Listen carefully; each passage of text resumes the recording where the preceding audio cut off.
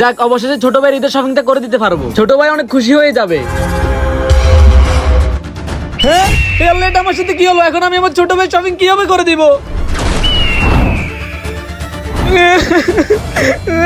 আরে ভাই, আপনার কি হয়েছে? আপনি কাঁদতেছেন কেন?